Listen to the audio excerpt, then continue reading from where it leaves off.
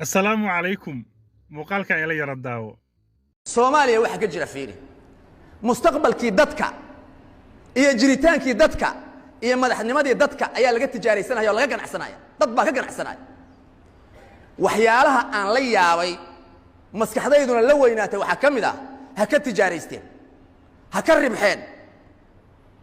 mid alla midkii madaxnimo ka raba Soomaaliya inuu madax ka noqdo adduunyo u socda dal iyo dad inuu u shaqeeyo midna ma rabo macruuf way wala yaqaana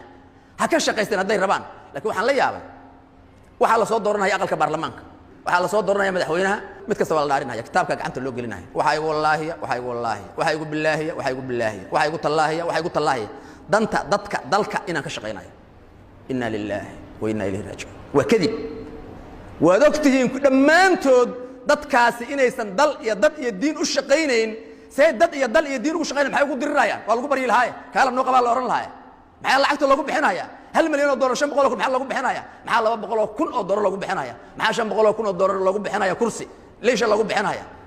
ma waxa lagu bixinaya waxa igu wallahi waxa igu billahi waxa danta dalka ma shaqeynaya kama shaqeynaya abadan kama shaqeynaya هذه الدنيا waxaad leedihiin dadka maxaa sidaan u galay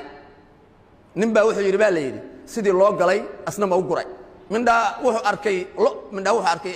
tacbaana oo mataqaana jiitamaysu arkay marka wuxuu yiri sidii loo galay aan loo dhaqaalayn asna ma u guray buu yiri ileen waxba laga heli maaye dalkan waxa indhahaas u yeelay aad u jeedaan waa adduunyo jacayl waa xukun jacayl weey haddana laba qodob baan maanta idin sheegaya dadkii maalka lahaan jiray oo Soomaaliya maalka ku lahaan jiray masaajidkiinaan inta ku jirtaahay dib u raaca konton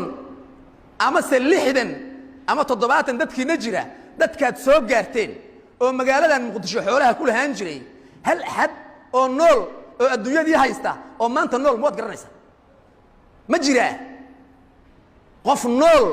oo xoolihii maanta haystaa oo la yiraahdo hebel waxa la leeyahay sartaan hebel baalaha dhulkan wareegsan hebel baalaha hoteelkan hebel baalaha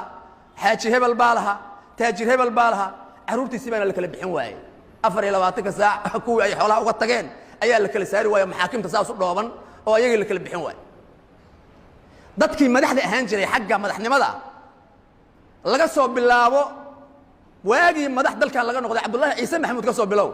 ilaa Cabdullaahi Yuusuf Maxamuud ugu dambeeyay wixii ku nooc ahaa hal qof oo nool oo maanta adduunyada saaran waad garanaysan ma jiraan maalkuna waa kaasa mansibkuna waa kaasa